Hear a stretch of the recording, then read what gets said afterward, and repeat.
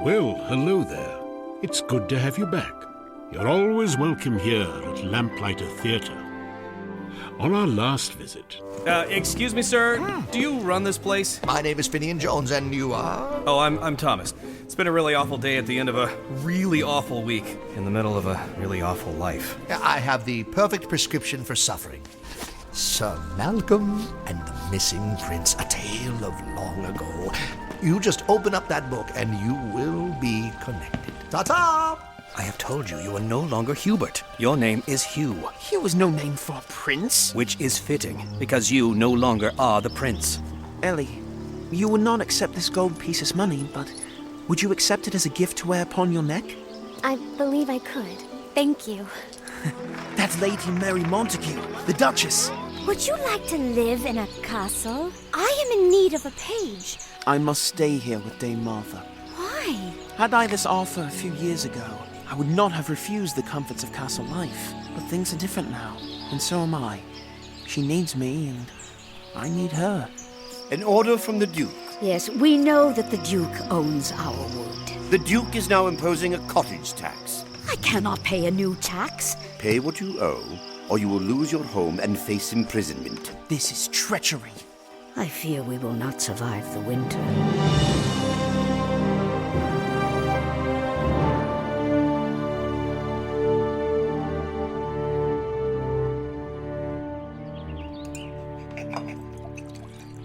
You must do something for me, Hugh. Go into the village and find anyone who is hungry. Tell them that they will have dinner at my house tonight. You have hardly enough food for the two of us. We will have the goose. No. That is our last goose. I know. You will have no goose feathers for next year's market. There will be no income. Hugh, freely I have received. Freely I will give. I can be generous this one last time. This is mad. Then what are we to do? We must fight against this tyranny. This tyranny comes from the second highest position in the land. The Duke himself penned the edict. Then we will... Second highest? What is it, lad? We will go to the king. Now, you are the one who is mad. He must know what is happening. He would be furious with the Duke. Oh, Hugh, the king has no time to listen to the whimpers of people who live hundreds of miles from his palace. I have to do this. It will be your word against the Duke. And who would credit a village boy against a king's man? Then what are we to do? There's no money, there's no food. You are a boy. I am no longer a boy. Yes. You are right. Do you remember what you used to say about Denton? What? That Denton sees a need and does something about it. There are more in need here than I have ever seen in my entire lifetime. I must do something. But how will you convince the king to listen to us? I do not know. But God will give me the words. I will gather the villagers. We must go immediately.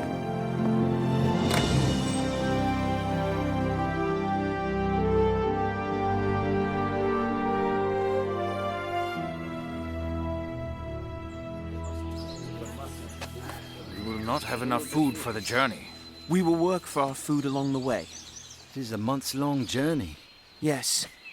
It will be a difficult task. Who will come with me? I will. Thank you, Denton. I will. Our children are sick, our wives are hungry, and we who want to work are forced to fold our hands in idleness. We've been told that the king is just and will hear the story of those who come before him.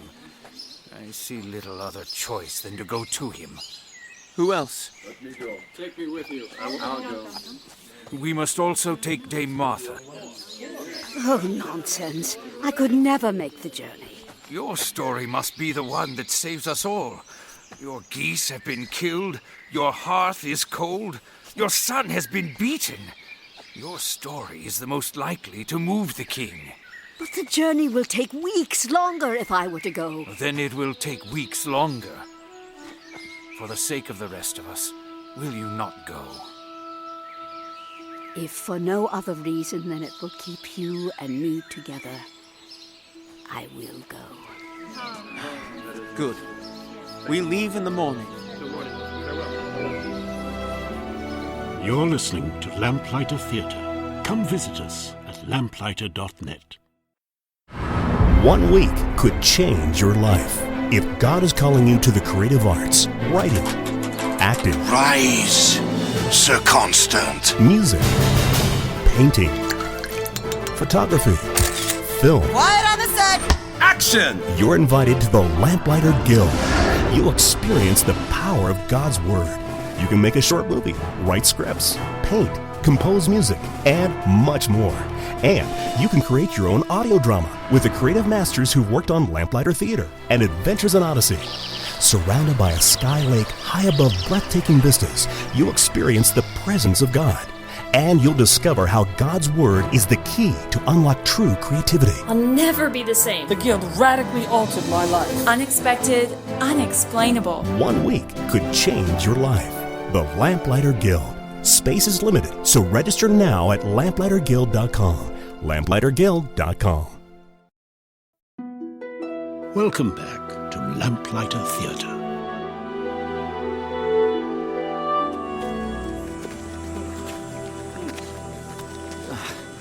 Is the ground becoming harder with each step, or am I imagining it? I expected others to grumble, but not you, my friend. I'm not grumbling, but this is not quite the victory march that I expected. Nor I. At this pace, we will be walking into the palace as old men. Do you know yet what you will say? No. I must stop. Dame Martha, are you well? I am thirsty. She looks flush. We must rest for a minute.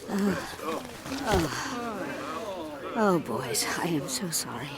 You would be many miles down the road if it were not for me. You are more important than our freedom. Rest as you need. May we have some water here, please? Here you are, sir. Thank you. Dame Martha. Thank you. Hugh, come. I will be back, Dame Martha. Yes, Denton. She's looking frail. Yes.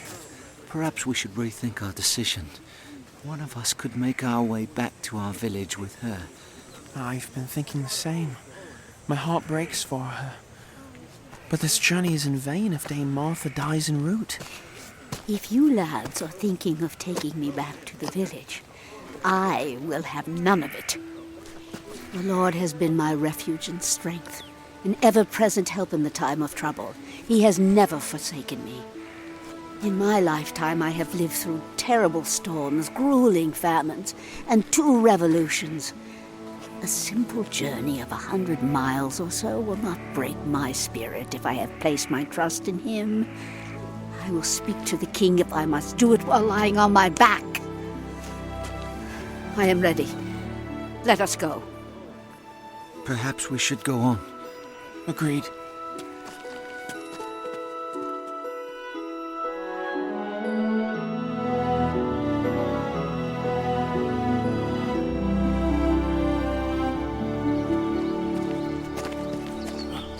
We are nearing a village. Good. Perhaps we can sleep in a bed tonight. This all looks very familiar. Yes, I remember. This is the Inn of the Silver Heart. You've been here? On my journey to Dame Martha's, we met with some wonderful people who helped us. Yes, the man standing beside the road. I remember meeting him. What's his name? I cannot recall. At that point in my life, I was not in the habit of remembering names. Hugh? Is it Ellie? Oh, he had no trouble remembering her name. Ellie! You've become... Older? Yes. Older. Age seems to agree with you as well. It is nice to see you again. What brings you here? Our village has been devastated by the Duke's edicts. We are traveling to petition the king.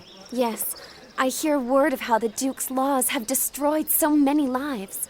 How is it that you are still so prosperous? We are not under the rule of the Duke in this province, and we happily share our little with others who are less privileged. So, you are going to the castle? You have a long way to travel yet. Aye, but we have come a longer way. For poor Dame Martha, it is a tiresome journey. Oh, poor soul. She shall sleep and eat tonight as an honored guest, for I will lodge her in my own bed. We would like to work for our wages while we are here. There is work and wages here for everyone. What we have, we share. God has certainly blessed us with finding you. That necklace you're wearing, if I may ask, is that gold? Yes, a good friend gave it to me.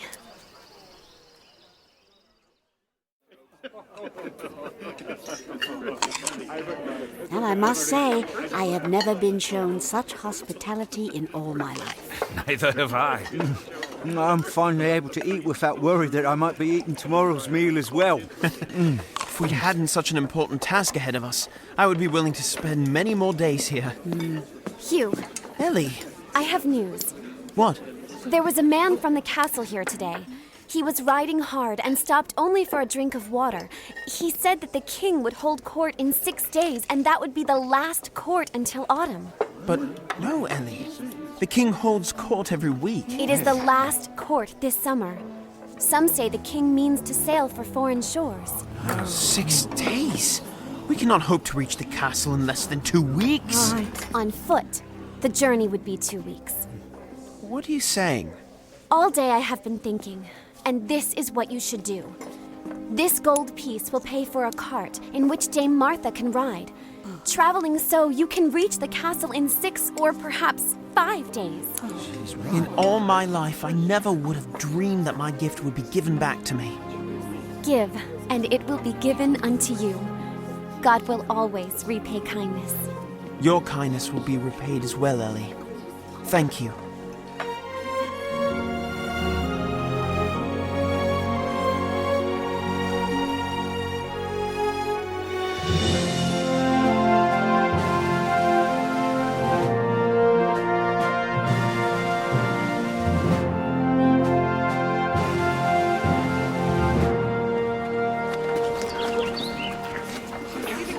Castle. It's grander than I ever imagined. We must go to the king's counselor. Where is he? Inside the courtyard. How could you know this? It is common knowledge. Then I must be a step below common. Pardon me, sire. Yes? Our village would like to make a case before the king today. I have a parchment that states my name, my village, and the details of the case I wish to plead. Where did you get this parchment, boy? I wrote it, sire. Can you truly write? Aye. Then write your name. Hugh, son of Dame Martha. You will be told when the king is ready for you. Good day, lad. Thank you. Hugh, you've done it. We've a place at the king's court. Yes. Now I simply need the words.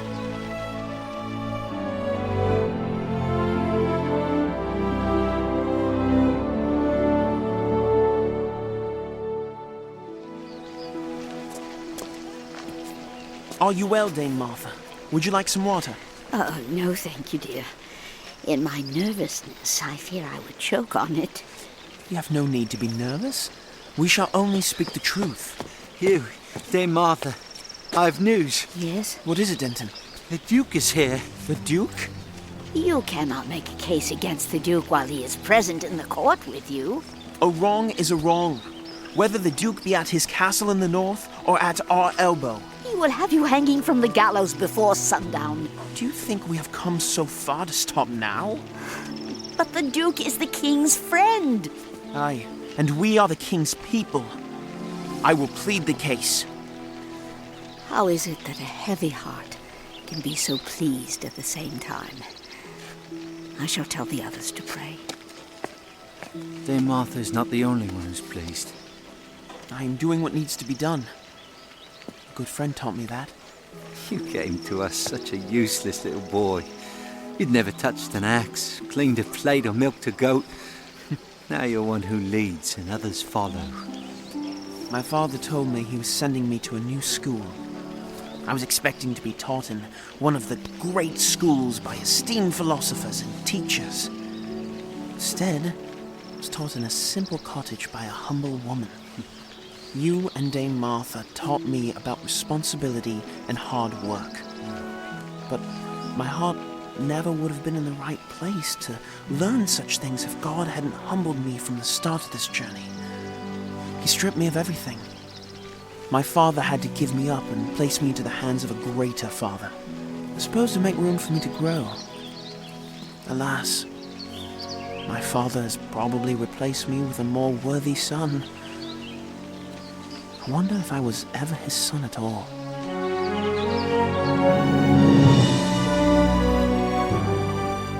You're listening to Lamplighter Theatre. Come visit us at lamplighter.net. Looking for wholesome entertainment for your kids? It's time to turn off the noise and turn on your child's imagination. It's time for My Lamplighter Book and Audio Club. Stories they love, stories that grow their faith. Choose any Lamplighter book or audio drama you want. You save from 10 to 40%. You can cancel at any time and free shipping. Sign up for My Lamplighter Book and Audio Club today. Go to lamplighter.net. Lamplighter.net. Welcome back to Lamplighter Theatre.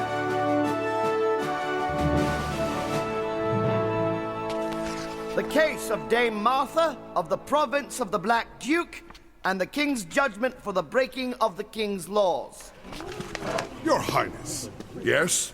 Am I to understand that these peasants are bringing a case before you that charges me? Let us hear the case.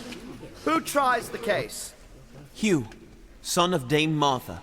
Please step forward and present your case. As you know, Your Majesty, it has been the king's law that his people should possess the fallen wood of the forest. However, the Duke has now ordered for us to relinquish our wood to him. He's also increased taxes in our land unfairly upon people who barely have enough wood to remain warm. Our village and many villages across the land have been devastated, and now we fear for the winter. Dame Martha has been forced to kill and eat her geese, which is her final source of income. And you have made your way to the palace for what purpose? For justice, sire. How am I to know that what you say is true? I have brought witnesses who have made the long journey because they have faith in the king's court. They are but peasants like yourself. Is there higher proof? If I may speak, Your Majesty, there is proof. Present it. The Duke's men let their whips fly too freely as they collected taxes. Dame Martha, no! Show them your leg, Hugh! And the journey has only deepened his wounds. Will you dare repeat your accusation while you face me? I do not accuse you. You are only guilty of the same crime that many in power commit. You are simply ignorant of the plight of those outside the palace. If you had known your edict would have shackled your people, I am certain your pen would never have touched the parchment. So what, in your mind, would be justice? Give back the rule under which we were so content. Let us have again the wood from the forest. Let us be taxed only justly as we were before. Let us continue to be the joyful, loyal subjects of our Duke and our King. Well, if your story be true, you have been ill-used. Do you seek reparations? No, Your Majesty. The damage has been done. The Duke's money would not pay for the ailing children, for the cold hearths, and for the sorrowful tears that have already been shed. And you, Dame Martha? Do you agree? Do you not wish to be paid for your dead geese? For your unjust taxes? As Hugh says, sire, we want only that we may live as we lived before the Duke's edict. Would you not desire at least that the king find the Duke the cost of your coming and provide a way of return? No, sire. God led me on this journey. He will guide me home. You do not ask for money. I am impressed with your selflessness and sorry for your suffering. However, our law demands that an accusation against royal blood must be confirmed by the word of a nobleman. Your Majesty? Sir Malcolm. Sir Malcolm, you have something to say? I can confirm the words of the peasants. You can? How is that possible? Do you even know them? I beg your mercy to allow me to ask the woman and the boy a question. I permit. Dame Martha, Hugh. Hello. Hello, Malcolm. Dame Martha, has the young man completed his schooling? He was given to me as a child. He returns to you, worthy to be a king. Very well. Your Majesty, this is my mother. And this is my son. What? Hubert! Father! Father, you showed naught but kindness to me. A rude child who then thought of himself above all others. Your love was too great for me to understand. In gratitude, I give you the love of that boy for whom you did so much. I'm not worthy of your love. I'm not even worthy enough to be called your son. But you are my son, and our prince. Bring my son new clothes. Give him sandals for his feet and for his friends. The kingdom will feast tonight with the finest food in the land.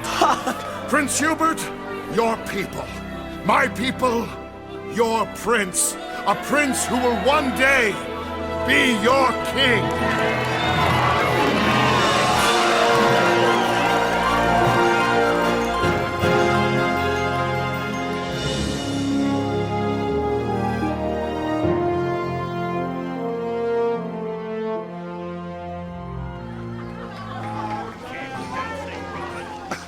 You?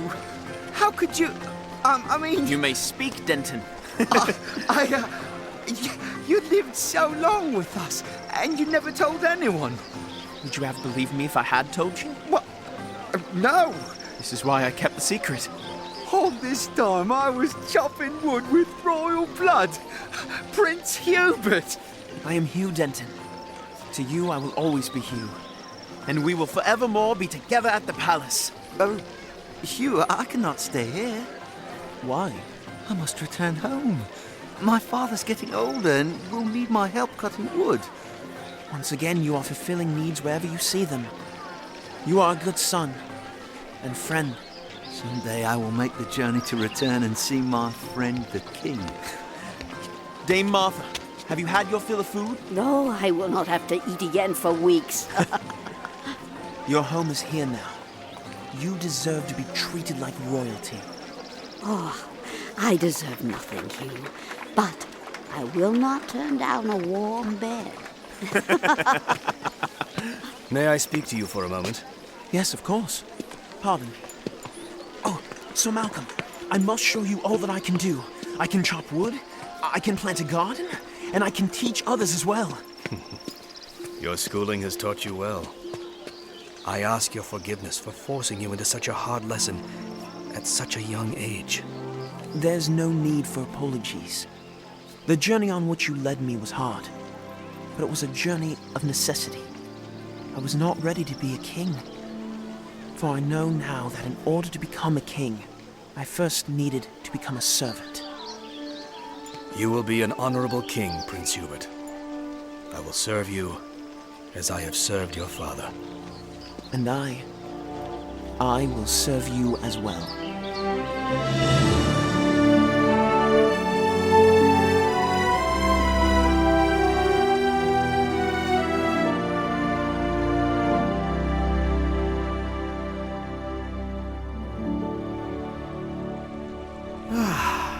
The end.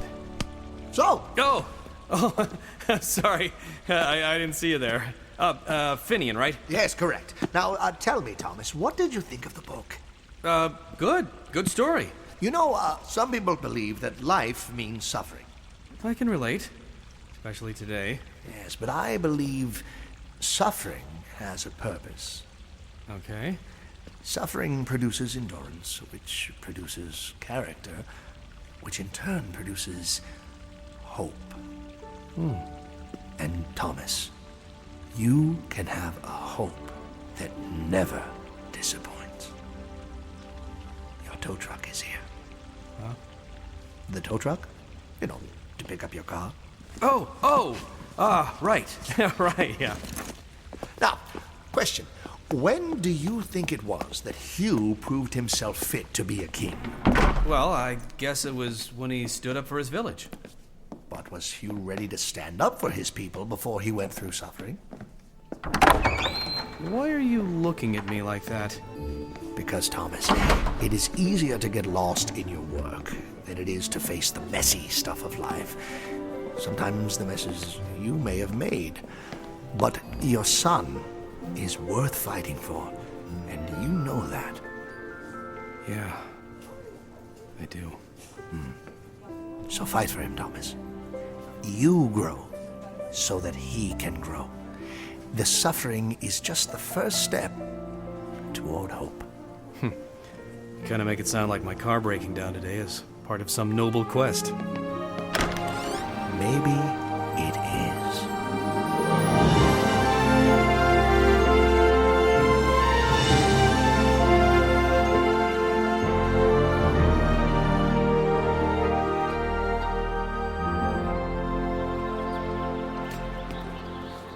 You've been listening to Sir Malcolm and the Missing Prince, selected from the Lamplighter family collection of rare books. For your own copy of the book, visit us online at lamplighter.net. Hugh was played by Adam Wiley. Finian Jones was Jess Harnell. Guest appearance by Tim Conway as Fernald the Jester. Sir Malcolm and Thomas were played by Wally Wingert. Dame Martha was Jennifer Darling. Denton and the courtier were played by Michael Yurchak. The king was Fred Tattershaw. The duke was Dave Fennoy. Jerry and the woodchopper were played by Matt Hurwitz. The innkeeper and the duke's messenger were played by Keith Sarabica. Edward was Kirk Thornton. Jacques was Andy Pessoa. Lady Mary Montague was Hope Levy. Ellie was Julie Nathanson. Alexander and Jordan were played by Bridger Zadina. Arthur was Preston Strother. Matthew was Benjamin Bryan. The three thieves were Matt Hurwitz, Keith Sarabica, and Kirk Thornton.